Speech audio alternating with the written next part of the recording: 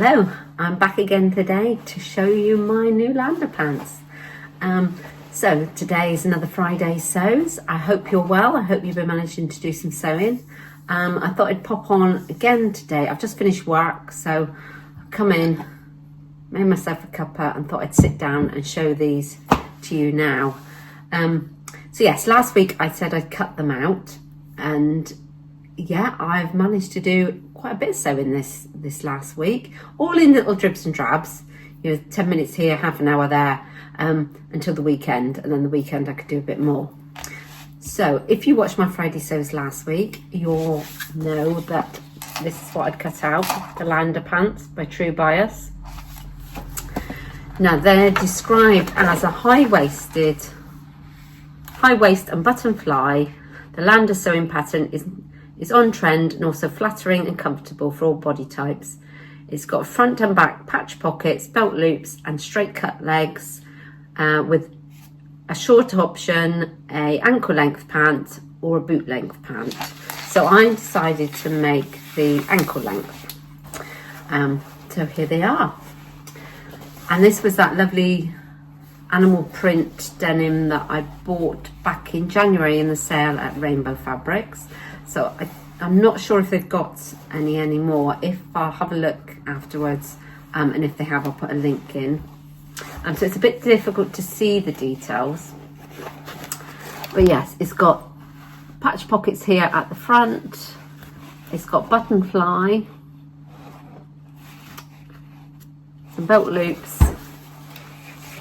patch pockets at the back. Again, I've put on this little fake leather label. I'm not sure where I got that one from.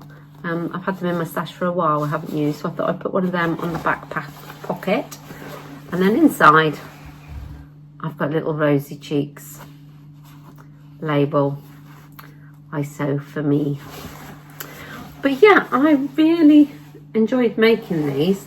Now, as I said, this is the second pair of Lander pants I've made. I made a pair in blue denim.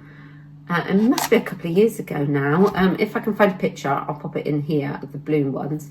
And I wasn't quite sure when I'd made them, so they got buried lower and lower in my pile of trousers in the drawer. I haven't been wearing them much, sorry.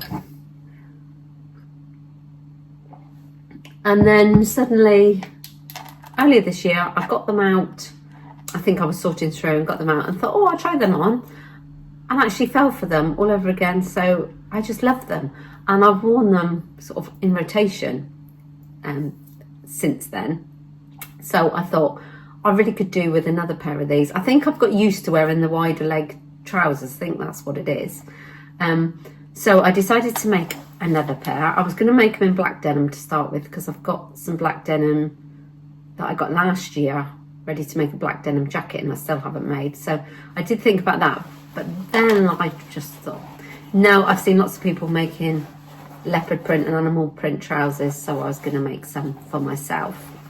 So as I said, it's difficult to see the details in here, but a nice, decent sized pocket. I really like doing the button fly. I find it so straightforward to do.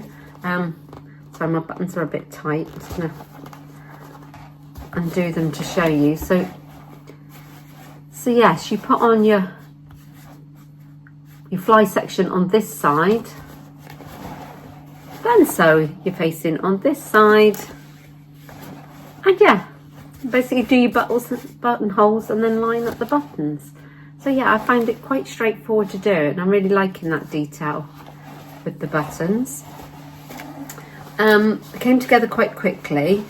What I like with fitting wise of the Lander pants is you put the whole, you put the front sections together, the back section, and do the inside seam. So you've done the inside seams, join the legs together, do the crotch seam and do the fly. So that's all done, and then you fit them because the outside seam has been left, and they add an extra seam allowance on that outside edge, so it's an inch all the way down, so that you've got some fabric to get hold of when you're trying them on and fitting them. So I then basted them at the inch wide seam allowance, because I cut out a straight size 10, I think it was.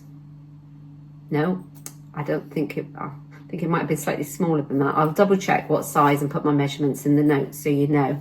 I made a small size smaller than I did last time. So I cut them out as the size, basted them together and put them on. They fitted perfectly at the waist, but they were a little bit big on the hips. I am small across the hips compared to my waist, so I expected to have to taper it in slightly, but I liked the fit of my last pair, so I thought I wouldn't take too much out until after I tried them on. So yeah, just tapered in slightly at the hip and carried that down the leg. And then, yeah, stitched that, finished that seam off, and then added the waistband, which is a one-piece waistband that folds over. So adding the belt loops as I did. So yeah, I found it quite straightforward. There wasn't anything too tricky. I really like their instructions. They're nice and clear, lots of details in it. So yeah, definitely something I think I will make again. And I'm thinking now, I've got quite a few bits of denim left over from other projects. I'm going to have a look to see if I've got enough to make the shorts. Because I find them quite flattering. Because they're flat fronted, because I've got a little bit of a tum. So the flat fronted seems to not add any extra bulk there. Because my hips are quite small, they lay quite flat as well. So I find it quite a flattering shape for me. Well, I think it is. You may say differently when you see the photographs, but yeah, I feel comfortable in that shape, so I think I might try the shorts pattern. Now, yes, a bit difficult to see all the details, but what I'll do is I'll take photos. I haven't done them yet because I was hoping to do them outside, and the weather is changed today. Summer is finished. We've had heavy rain all day, so yeah, I didn't get out to take any photographs outside, so I'll have to do it inside.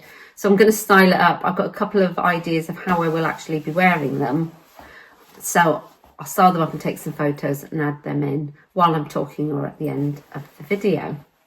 So yeah, so that was my lander pants, so I was really happy with them. And then my next make, as you can see, I've started it over my shoulder there. It's given me a bit of a Shania Twain sort of vibes at the moment with the more animal print, and that one's got a hood on it. But I'll give more details about that next week because it's part of an outfit I'm making because it's my birthday. Not this weekend, which is Easter weekend. So if you celebrate Easter, happy Easter for this weekend. This should be being released on Good Friday, so bank holiday here in the UK. So yeah, the following weekend is my birthday, and hopefully we're going to be doing something. So I thought, oh, I have to have a new outfit for my birthday, so I've just started making it. And this is a fabric that came last week, but I forgot to show you on my Friday sews. It's my latest fabric from Minerva. For an ambassador post. So with being an ambassador for Minerva, I've done it for many years, and you've probably heard me speak about it quite a few times.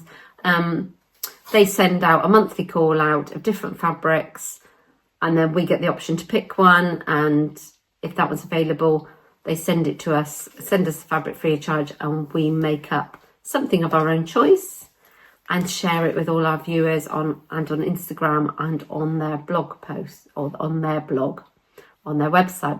So this is, as you can see, it's quite lightweight and drapey. This is the Charmeuse Silky Satin, which is an exclusive to Minerva. And this is one of the new ones that they've done, which is a print on demand design. So their idea for sustainability is they do it in short runs, print it as it's needed. So it means they're not left with lots of fabric if it doesn't sell, which is a great idea. It does mean that you may have to wait slightly longer for it to arrive if they haven't got it in stock. It's sort of on repeat order. So I waited a little while for this to come. But yeah, I just love the soft silkiness of it. I have used this fabric before, but it was one of their other designs, which I made the ruffle shirt by Trend Patterns, and I absolutely love that shirt. It just feels wonderful to wear it. So when I saw another fabric in this silky soft satin, I thought, yeah, I'm going to make another one. So I had ordered 3 meters with the plan that I was going to make another ruffle shirt. But then when it came, I thought, actually, I can see it as a little slip dress and little over shirt to go with it. So that's what I'm working on at the moment. So I'll give you all the details of what I'm making next week. But yes, this is the lovely fabric. Yes, so if you want to have a look at it on their website, as I said, it's a Charmeuse Silky Satin. Charmeuse, I think that's how you say it. This is the Animal Echoes in the tan. There's 2 other colourways this comes in as well, and it's $14.99 a metre. I find it sews up really well. Cutting out can be a little bit of a pain because it moves. So I spray starch on it and press it to give it a little bit of structure for cutting out and working with. And when I'm sewing with it, I use a Microtex needle because then I find it doesn't catch. Yeah, but apart from being a little bit movable, it's a really nice fabric to work with. So yes, so that was one delivery this week. I haven't bought anything this week, but I realised last week I didn't share that I'd got the button box from Jazz and Wow. And I'd put it away and forgot that I hadn't shared it. So I've just sort of got that out as well this week to show you. You've probably seen lots of unboxing. It's the first time the lovely Bex has started doing this as a sort of subscription box. So she's going to release them. I think it's per season at the moment. She's going to release a limited amount on her Etsy site. I missed out on the advent calendar she did, but luckily got in to get one of these boxes this time. And she does, I think there's 3 combinations, a button box, a jewellery one, and one with mixed, or it might be just it's a button one and a mixed one. But I do wear earrings, but I don't wear them that often. And I have got a lot anyway, so I decided just to go for the buttons. So it all come wrapped up in this lovely tissue paper. And first of all, there was a little zipper pull. It's a bit difficult to see there, isn't it?